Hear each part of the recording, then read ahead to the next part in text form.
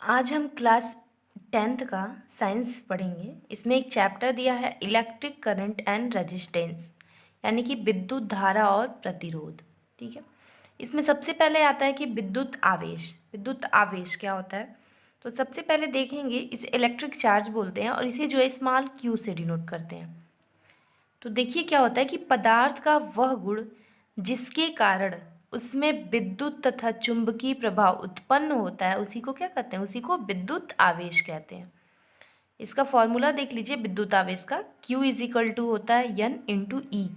Q हमारा विद्युत आवेश है, N जो होता है वो पदार्थ में इलेक्ट्रॉनों की संख्या होती है और E जो होता है वो इलेक्ट्रॉन पर आवेश होता है। और इलेक्ट्रॉन पे आवेश कितना होता है 1.6 इंटू 10⁻⁻19 कूलाम्ब होता है। ठीक है, एक इम्पॉर्टेंट टॉपिक नोट कर लेंगे कि परमाणुओं में इलेक्ट्रॉनों की संख्या प्रोटॉनों की संख्या की क्या होती है, बराबर होती है तथा यह विद्युत उदासीन होता है। ठीक है, अब देखते हैं कि विद्युत आवेश हमारे दो प्रकार के होते हैं, एक धनावेश होता है और दूसरा क्या होता है, दूसरा होता है ऋणावेश। ठीक है, तो सबसे पहले हम देखते हैं कि धनावेश क्या होता है।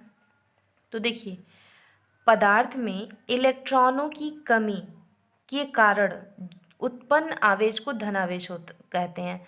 यानी कि अगर कोई पदार्थ है उसमें इलेक्ट्रॉन की कमी है, ठीक है, ये हमें पता होगा कि इलेक्ट्रॉन पे क्या होता है, ऋणावेश होता है। इलेक्ट्रॉन पे ना, इलेक्ट्रॉन पे ऋणावेश होता है। तो पदार्थ में इलेक्ट्रॉनों की कमी यानी कि ऋणावेश निकल जाएगा तो क्या होगा, हमारा धनावेश कहलाएगा। ठीक है, और ठीक इसी प्रकार जो है कि जब पदार्थों में इलेक्ट्रॉनों की अधिकता यानी ई पे हमारा क्या होता है, ई पे निगेटिव चार्ज होता है, तो इलेक्ट्रॉनों की जब अधिकता हो जाएगी तो उसके कारण कौन सा आवेश उत्पन्न होगा, उसके कारण ऋण आवेश उत्पन्न होगा। ठीक है, नेक्स्ट टॉपिक देखते हैं कि हमारा विद्युत धारा क्या होता है। विद्युत धारा के बारे में हम पढ़ेंगे कि किसी चालक में विद्युत आवेश के प्रवाह की दर को क्या कहते हैं, विद्युत धारा कहते हैं और विद्युत धारा को कैपिटल आई से डिनोट करते हैं। ठीक है, जैसे देखते हैं कि यदि किसी चालक में टी समय में क्यू आवेश प्रवाहित हो तो चालक में जो प्रवाहित विद्युत धारा होगी यानी कि आई इज इक्वल टू हो जाएगी क्यू अपॉन टी। यहाँ पे क्यू हमारा आवेश है और टी हमारा क्या है, टाइम है। ठीक है, अब इसकी यूनिट्स देख लेते हैं कि आई के मापन हेतु अमीटर का प्रयोग किया जाता है। ठीक है, यानी विद्युत धारा को किससे मापते हैं, अमीटर से मापते हैं। और इसका मात्रक क्या होता है, कूलाम्ब प्रति सेकेंड, या फिर इसे एम्पियर भी लिख सकते हैं, इसे कैपिटल ए से डिनोट करते हैं। ठीक है, अब देखते हैं कि 1 मिली एम्पियर में जो होता है वो 10⁻³ एम्पियर होता है। ठीक है, और 1 माइक्रो एम्पियर बराबर 10⁻⁻6 एम्पियर होता है। ठीक है, अब इस फॉर्मूले से देख लेते हैं हम।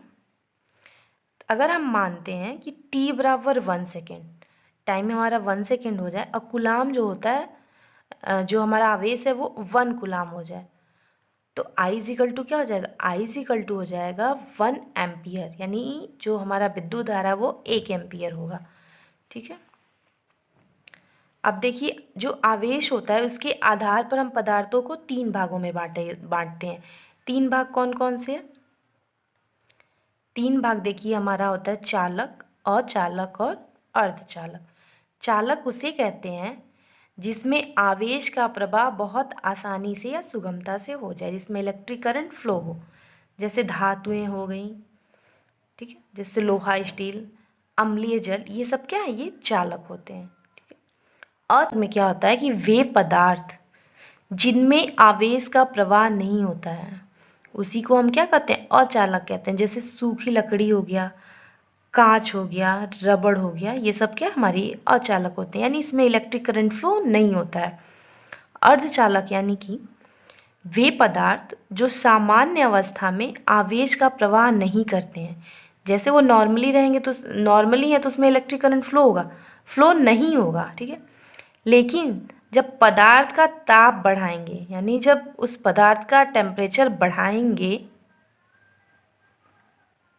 तो क्या होगा, जब उस पदार्थ का टेम्परेचर बढ़ाएंगे तो तब क्या होगा, वहाँ पे तब वहाँ पे आवेश का प्रवाह होगा। ठीक है, यानी कि अपनी सामान्य अवस्था में उस पदार्थ पे इलेक्ट्रिक करंट फ्लो नहीं होगा, लेकिन तापमान बढ़ाने पे उसमें इलेक्ट्रिक करंट फ्लो होगा, जैसे सिलिकॉन हो गया, जर्मेनियम हो गया। ठीक है, इसके आगे के पॉइंट्स जो होगी वो नेक्स्ट क्लास में लेंगे।